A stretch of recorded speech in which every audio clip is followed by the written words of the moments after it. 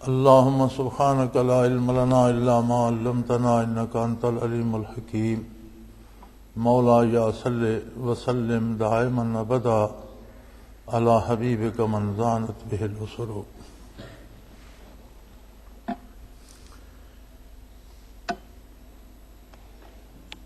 ارشاد فرمایا کہ اگر یہ لوگ کٹ حجتی کریں اور ان حقائق کو تسلیم کرنے کی بجائے ان پر اعتراض کریں جو آپ کو اللہ کریم نے عطا فرمائے ہیں، تو پھر ان سے فرما دیجئے اسلمت وجہی للہ، میں نے اپنا رخ خالص اللہ کریم کی طرف کر لیا. میرا جینا مرنا، میری زندگی کے تمام فیصلے، میری ساری قد و کاوش، میری ساری محنت اللہ کے لیے ہے. وَمَنِ اتَّبَعَنِ، اور جو لوگ میرا اتباع کرتے ہیں، جو لوگ میرے ساتھ ہیں، وہ بھی. اللہ کریم نے صحابہ کرام رضوان اللہ علیہم اجمعین کی ہدایت پر ہونے کی تصدیق فرمائی اور انہیں کتاب اللہ کا مثالی مسلمان قرار دیا. ارشاد ہو رہا ہے نبی کریم صلی اللہ علیہ وسلم سے کہ کفار اعتراض برائے اعتراض جو کرتے ہیں اس کی کوئی اہمیت نہیں ہے. سوال دو طرح سے ہوتا ہے، اور بنیادی طور پر یہ جان لیجئے کہ سوال لا علمی کے سبب سے ہوتا ہے اور جواب دینا یہ علم ہے. سوال کا سبب جہالت ہوتی ہے اور جواب علم سے دیا جاتا ہے. پھر اس کی بھی دو قسمیں ہیں. ایک سوال کرتا ہے بندہ بات کو سمجھنے کے لیے،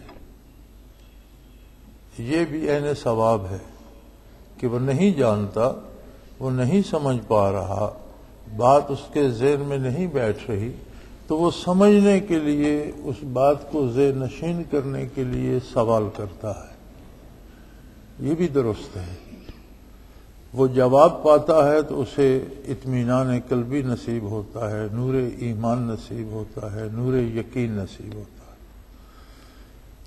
دوسری قسم یہ ہے کہ سوال کیا جاتا ہے مخاطب کو لاجواب کرنے کے لیے، اس کی بات کو رد کرنے کے لیے، خواہ وہ بات حق ہو.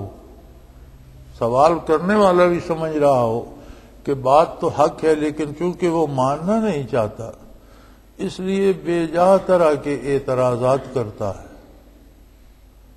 تو ایسے اعتراضات کی کوئی اہمیت نہیں ہے. اللہ کریم نے فرمایا کہ یہ جو اس طرح کی کٹ حجتی اسے کہتے ہیں کہ اعتراض برائے اعتراض، اس سے مراد اصلاح نہیں ہے، اس سے مراد سمجھنا نہیں ہے، اس سے مراد یہ ہے کہ ہم اللہ کے نبی کو یا حق بیان کرنے والے کو عاجز کر دیں، اس کے پاس کوئی دلیل نہ رہے، اور ایسا ہو نہیں سکتا. تو اللہ کریم نے فرمایا کہ کٹ حجتی کرنے والوں کو آپ کوئی اہمیت نہ دیجیے، ان کی کبھی کوئی پرواہ نہ کیجیے، بلکہ ان سے یہ فرما دیجیے اسلمت وجہی للہ، میں اپنی ساری محنت، ساری قد و کاوش رضائے الہی کے لیے کر رہا ہوں. میرا مقصد نہیں ہے کہ میں بہت سے لوگ جمع کر لوں، یہ میرے ذمہ نہیں ہے. میرے یہ بھی ذمہ نہیں ہے کہ میں زبردستی لوگوں پر اسلام مسلط کر دوں. نہیں، میرے ذمہ یہ ہے کہ جو اللہ کا حکم ہے اور جو حق ہے وہ لوگوں تک پہنچا دوں. اب معاملہ ان لوگوں کے اور اللہ کریم کے درمیان ہے، خالق اور مخلوق کے درمیان ہے. اور خالق نے فرما دیا اِنَّ إِلَيْنَا إِيَابَهُمْ ثُمَّ إِنَّ عَلَيْنَا حِسَابَهُمْ، میں نے پلٹ کر میرے پاس آنا ہے، میں ان سے محاسبہ کر لوں گا.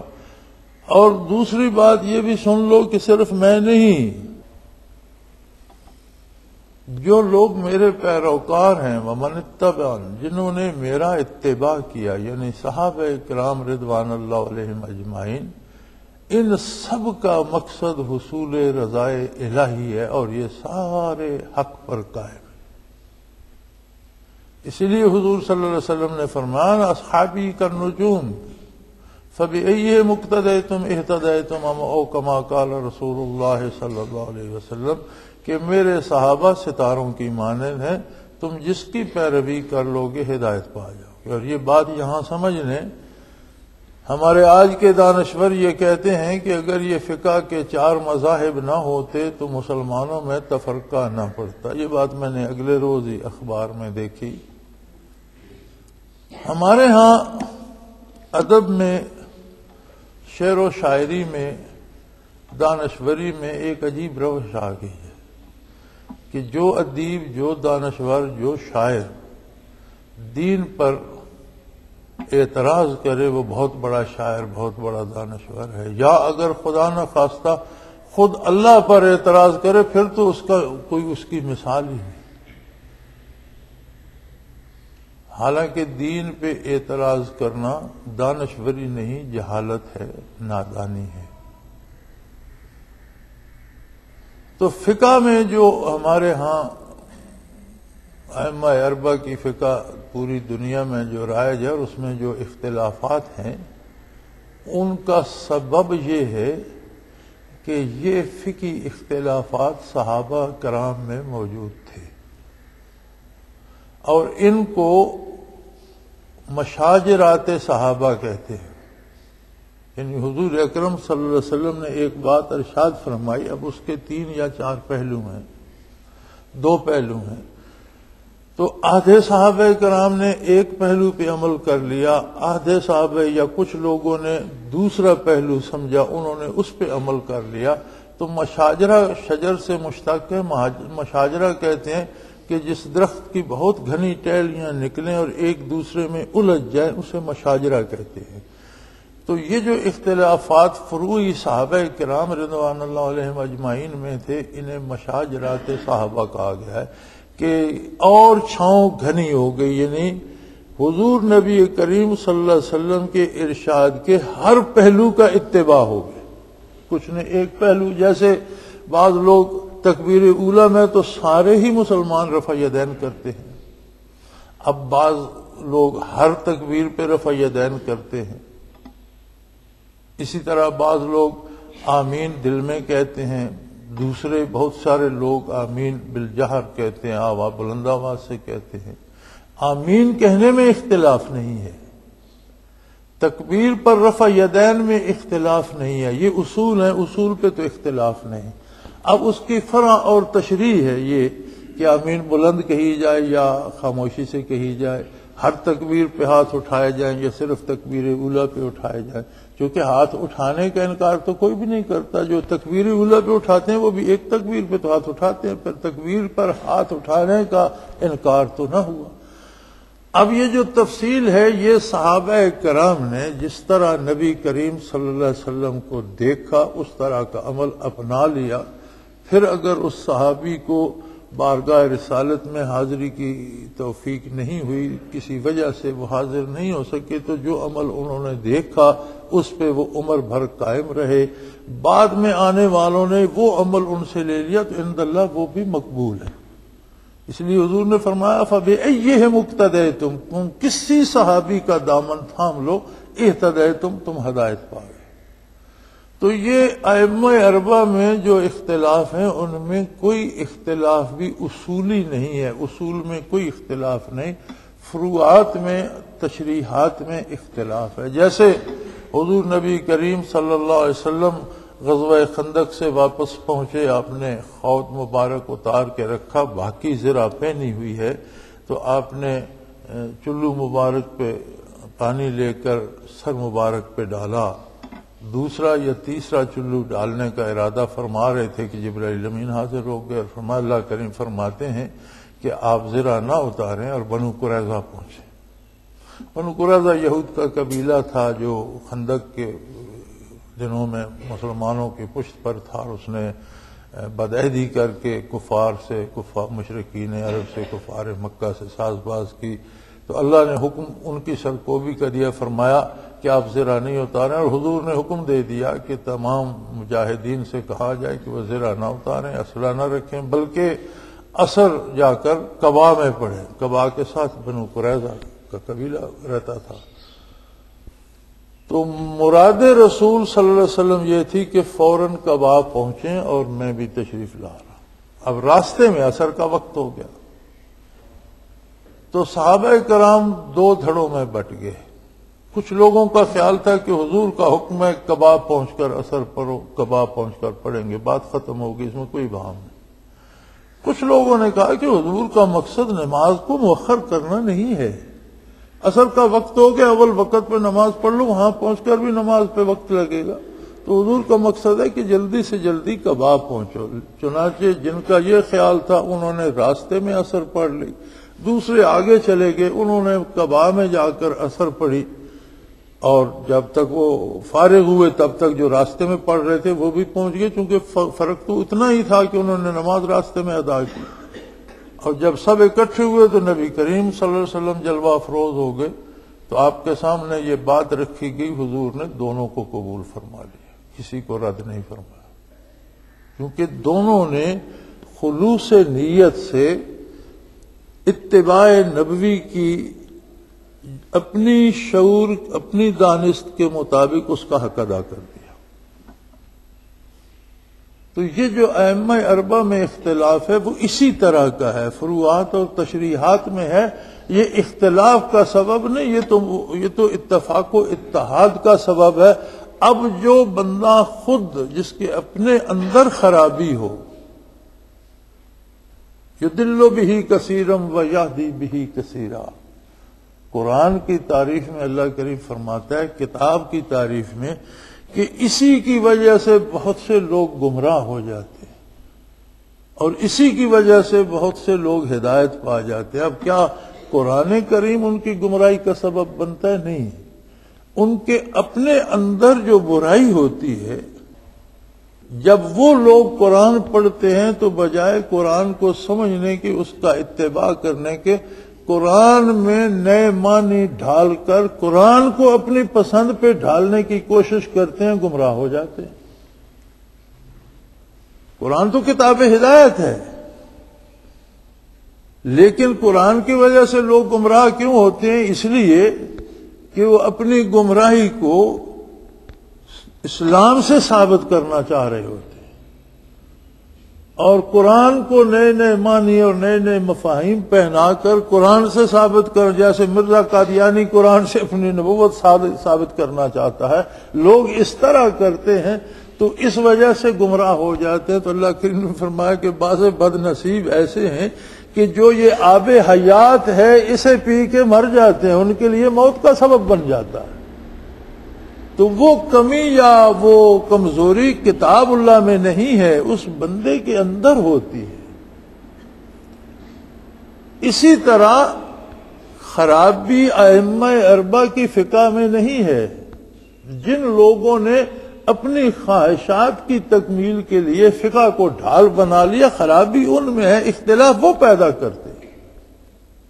ہمارے یہاں تو کتنی دفعہ ایسا ہوتا ہے کہ کوئی ہر تکبیر پہ ہاتھ اٹھا رہا ہے، کوئی میں صرف تکبیر اولیٰ پہ اٹھاتا ہوں، میں تکبیر خود خاموشی سے کہتا ہوں، میرے پیچھے نماز پڑھنے والے بلند آواز سے کہہ لیتے ہیں، ہم تو نہیں روکتے۔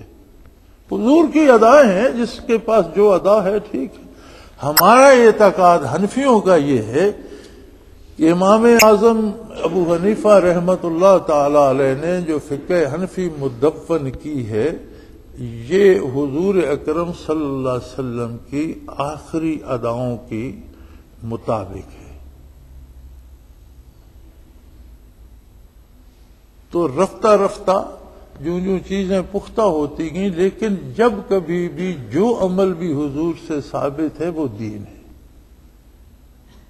جس کا بھی کوئی اتباع کرتا ہے وہ دین کا کرتا ہے، اور یہی اختلاف فقہی ہے۔ سو فرمایا ان سے کہہ دو کہ میں تو خالص اللہ کے لیے سب کچھ کرتا ہوں، اور جو میرے متبعین ہیں، صحابہ کرام ہیں، ان کی زندگی کا حاصل بھی رضائے الہی ہے، اور وہ میری پیروی میں جو کچھ کرتے ہیں اللہ کی رضا کے لیے کرتے ہیں، لڑتے ہیں، جہاد کرتے ہیں تو کسی پر اپنے آپ کو مسلط کرنے کے لیے نہیں، کسی کا مال یا کسی کی جائیداد چھیننے کے لیے نہیں، ظلم کو مٹانے کے لیے اور اللہ کے حکم سے لڑتے ہیں، اور جہاں اللہ صلح کا حکم دیتا ہے وہاں صلح کرتے ہیں۔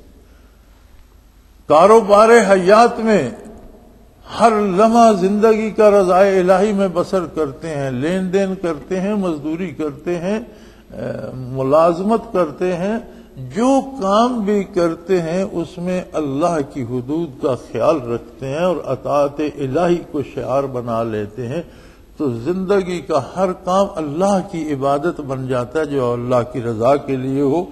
تو یہاں سے یہ سمجھ بھی آ گئی کہ قرآن کریم کے مثالی مسلمان وہ ہیں جنہوں نے براہ راست رسول اللہ صلی اللہ علیہ وسلم کا اتباع کیا۔ ہم پر اللہ کا احسان ہے کہ ہمیں حضور کا اتباع نصیب ہے، لیکن 1450 سال میں ہمارے اور حضور اکرم صلی اللہ علیہ وسلم کے درمیان کتنے واسطے ہیں، اور کتنے خوش نصیب ہیں وہ لوگ جنہوں نے اپنی آنکھوں سے حضور کو دیکھا کام کرتے ہوئے اور اس طرح کا کام کیا۔ ہم میں اور ان کی عظمت میں کتنا فاصلہ ہے، ہم سوچ نہیں سکتے۔ سو فرمایا کٹ حجتی کرنے والے کفار سے اور اہل کتاب سے کہہ دیجئے کہ میں نے تو اپنا رخ اللہ کی طرف درست کر لیا، جو کرتا ہوں رضائے الہی کے لیے کرتا ہوں، اور جو لوگ میری پیروی کر رہے ہیں ان کا بھی مقصد حیات رضائے الہی ہے۔ قل للذین اوتوا الکتاب والامیین اسلمتم، اب ان اہل کتاب سے پوچھئے اور مشرکین و کفار سے پوچھئے کہ کیا تم بھی یہ بات قبول کرتے ہو؟ تم اسلام قبول کرتے ہو، یعنی تم بھی ویسا قبول کرتے ہو جیسا میرے پیروکاروں نے قبول کیا ہے؟ کتنی صاف بات ہے کہ اسلام کیا ہے۔ قرآن کریم کا نزول طلب اثر رسول اللہ صلی اللہ علیہ وسلم پر ہوا۔ قرآن کے معانی بیان کرنا فرائض نبوت میں سے ہے۔ کسی شخص گرامر سے یا صرف و نحو سے یا دور کی دلیلیں لا کر قرآن کو معانی پہنائے تو یہ درست نہیں ہوگا۔ جب قرآن نازل ہو رہا تھا تب بھی عرب کے بڑے بڑے شاعر، بڑے بڑے دانشور، بڑے بڑے فاضل، بڑے بڑے اہل علم بھی موجود تھے، اور عرب میں علم اس قدر تھا کہ انہوں نے اپنے علاوہ پوری دنیا کو عجم کہا ہے۔ عجم کا معنی ہوتا ہے جو بیان نہ کر سکے، یعنی گنگا۔ انہوں نے پوری دنیا کو کہا ہے کہ لوگوں کے پاس تو بات کرنے کی زبان ہی نہیں ہے، اللہ نے بولنے کا یارہ جو عربوں کو دیا تھا، بات سمجھنے کا، بات کرنے کا سلیقہ۔ جب بھی کوئی آیہ کریمہ نازل ہوئی، اور متعدد جگہ پہ ملتا ہے سیرت عالی میں کہ حضور اکرم صلی اللہ علیہ وسلم سوال فرماتے تھے کہ یہ آیہ کریمہ نازل ہوئی، جانتے ہو اس کا مطلب کیا ہے؟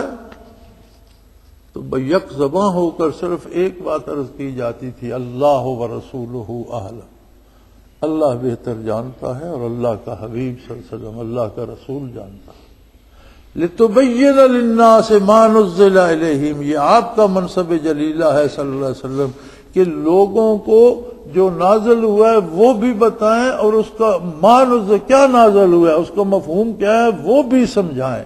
چنانچہ حضور صلی اللہ علیہ وسلم نے بتایا، صحابہ کرام نے سمجھا، آپ صلی اللہ علیہ وسلم کے سامنے انہوں نے عمل کیا، حضور اکرم صلی اللہ علیہ وسلم نے ان کے عمل کی تصدیق فرمائی، اور یہاں خود رب جلیل تصدیق فرما رہا ہے، اسلمت وجہی للہ، میں نے اپنا رخ اللہ کی طرف، میں نے سر تسلیم خم کر دیا ذات باری کی طرف، ومن اتبعن، اور جو لوگ میرے ساتھ میرے پیروکار ہیں، میرے صحابہ کرام ہیں، ان سب نے بھی اپنا رخ خالص اللہ کی طرف کر لیا۔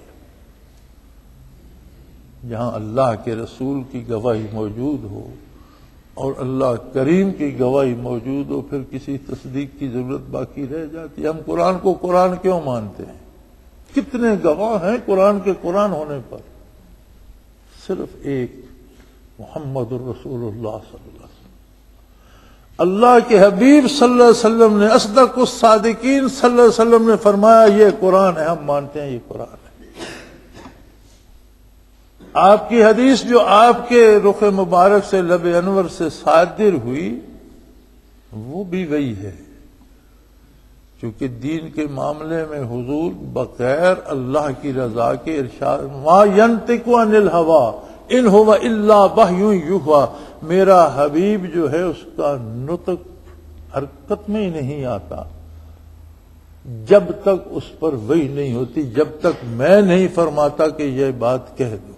اسی لیے حدیث کو وحی غیر مطلب کہتے ہیں، وہ وحی جس کی تلاوت نہیں ہوتی، قرآن کا حصہ نہیں ہے، اس لیے کہ وہ حکم اللہ ہی کا ہے، بات اللہ کی ہے، الفاظ محمد الرسول اللہ صلی اللہ علیہ وسلم کے ہیں۔ قرآن بات بھی اللہ کی ہے، الفاظ بھی اللہ کے۔ یہ کس نے بتایا؟ ایک گواہ ہے اس پہ، اصدق الصادقین محمد الرسول اللہ صلی اللہ علیہ وسلم۔ آج 200 کروڑ کے لگ بھگ مسلمان ہیں، دنیا میں 2 ارب کے قریب آبادی ہے مسلمانوں کی۔ 1400 سال سے یہ اللہ کے کروڑوں بندے اس ایک سچی صداقت شہادت پر ایمان لا رہے ہیں اور اسے حرز جاں بنائے ہوئے ہیں، اس کے لیے جانیں دے رہے ہیں، شہید ہو رہے ہیں، گھر لٹوا رہے ہیں، مال قربان کر رہے ہیں، زندگی نچھاور کر رہے ہیں، اٹھنا بیٹھنا سونا جاگنا کھانا پینا اس کے مطابق ڈھال رہے ہیں۔ تو گواہی تو ایک ہستی کی ہے، اللہ سے ہم نے نہیں سنا، رسول اللہ صلی اللہ علیہ وسلم نے سنا، حضور کی گواہی سے ہم نے مانا یہ اللہ کا کلام ہے۔ اور صحابہ کی صداقت پر اللہ بھی گواہی دے رہا ہے اور اللہ کا رسول بھی گواہی دے رہا ہے۔ قرآن پر صرف رسول اللہ صلی اللہ علیہ وسلم کی گواہی ہے، عظمت صحابہ پر اللہ کی گواہی بھی موجود ہے اور اللہ کے حبیب صلی اللہ علیہ وسلم کی گواہی بھی موجود ہے۔ پھر کیا لوگوں نے سب نے مان لیا؟ اور جب اتنی بڑی گواہی کو لوگ نہیں مانتے تو ماں و شما کی بات نہ مانے تو کون سی بڑی بات؟ دیکھنا یہ نہیں کہ میں نے کتنے لوگ جمع کر لیے، دیکھنا یہ ہے کہ میں اللہ کی رضا کی خاطر کیا کر رہا ہوں۔ پھر فرمایا اس پر اللہ نے دروازے بند نہیں کیے، رسول اللہ صلی اللہ علیہ وسلم نے دروازے بند نہیں کیے، انہیں صلاح عام دے دیجئے، فرما دیجئے اہل کتاب سے بھی اور مشرکین عرب سے بھی، دنیا کے کفار سے بھی، اسلم تم، کیا تم اس طرح اسلام قبول کرتے ہو جس طرح صحابہ کرام نے کیا، جس طرح یہ رضائے باری کے طالب ہیں؟ اس کے علاوہ کسی طرح کا کوئی اسلام بنا کر پیش کرے گا تو وہ اسلام نہیں ہوگا۔ صحابہ کرام سے ہٹ کر کوئی صرف و نحو کا زور لگا کر اور اپنے عقلی نقلی دلائل دے کر کوئی نئے معنی پہنانا چاہے گا، جس طرح بے شمار کذاب لوگوں نے جھوٹے نبوت کے دعوے کیے، کچھ نے اپنی کتابیں لکھنی، لیکن بعض ایسے بدبخت تھے کہ جنہوں نے کہا یہی قرآن دوبارہ مجھ پر وحی کیا جائے، انہی آیات کو جو حضور پر نازل ہوئی تھی کہا یہ مجھ پر بھی نازل ہو گئی ہے۔ تو یہ تو ان کی بد بات نہیں تھی۔ اگر آیات نے نازل ہی ہونا تھا تو افضل ترین امت میں تو صحابہ کرام تھے۔ نبی کریم صلی اللہ علیہ وسلم نے فرمایا لو کان بعدی نبی لکان عمر او کما قال رسول اللہ صلی اللہ علیہ وسلم، کہ میرے بعد بھی اگر اللہ نے کسی کو نبی بنانا ہوتا تو عمر نبی ہوتے۔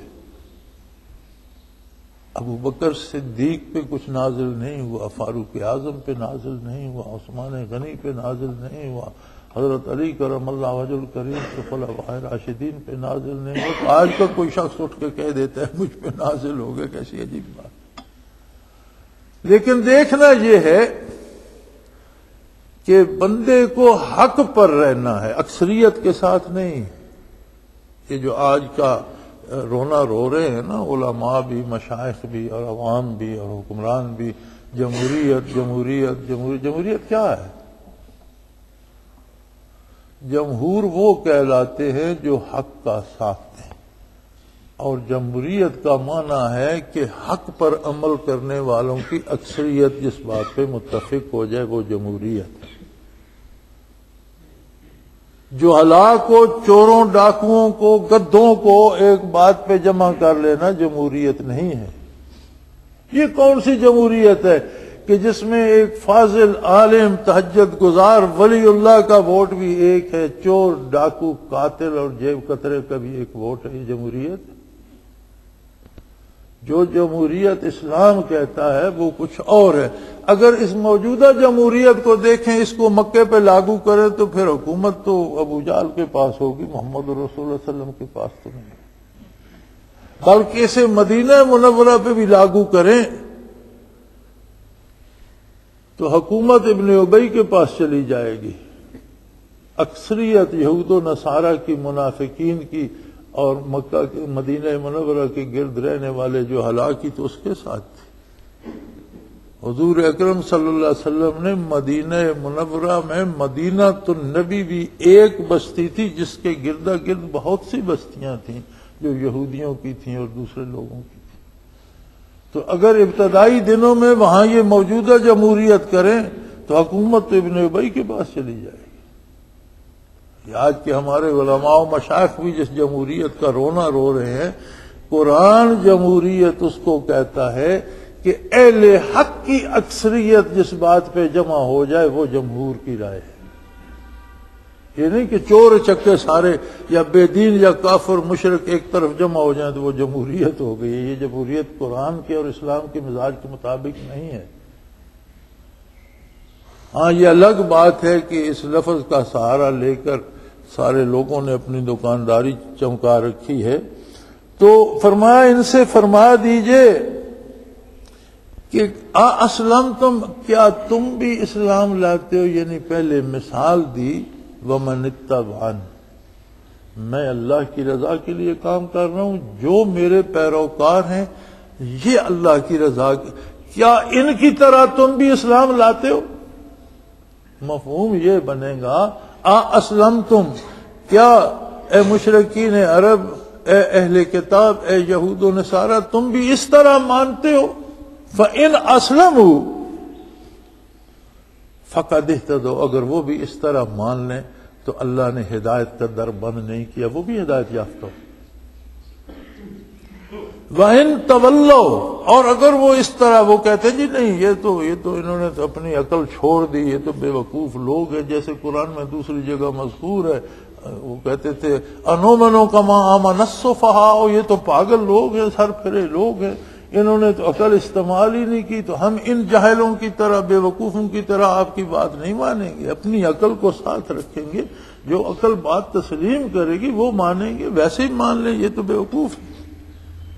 فرمایا اگر اس طرح مان گئے تو ہدایت پا گئے، اگر اس طرح نہیں ماننا چاہتے اور روگردانی کرتے ہیں فَإِنَّمَا عَلَيْكَ الْبَلَاغُ، تو آپ صلی اللہ علیہ وآلہ وسلم کے ذمے ہے کہ اللہ کی بات پہنچا دیں، آگے معاملہ اللہ کے پاس۔ نہیں قبول کرتے نہ کریں، اس میں آپ کی نہ کوئی دشمنی ہے ان کے ساتھ، نہ دوستی ہے، نہ آپ کو ان سے کوئی لڑائی ہے۔ لڑائی ہوتی تو توبہ کا دروازہ بند کر دیتے کہ تمہاری میری لڑائی ہے تو میں اسلام میں داخل نہیں ہونے دوں گا۔ فرمایا ایسا نہیں ہے، اللہ کے حبیب صلی اللہ علیہ وسلم رحمت للعالمین ہے، توبہ کا دروازہ کوئی بند نہیں، اللہ نے دروازہ کھول رکھا ہے، کوئی بند نہیں کر سکتا۔ جو بھی ہدایت پہ آنا چاہے اسے ہدایت ملے گی، وہ قبول کر لیا جائے گا، اور اگر کوئی نہیں آنا چاہتا تو فرمایا اللہ بندوں کا محتاج نہیں، بندے اللہ کے محتاج ہیں۔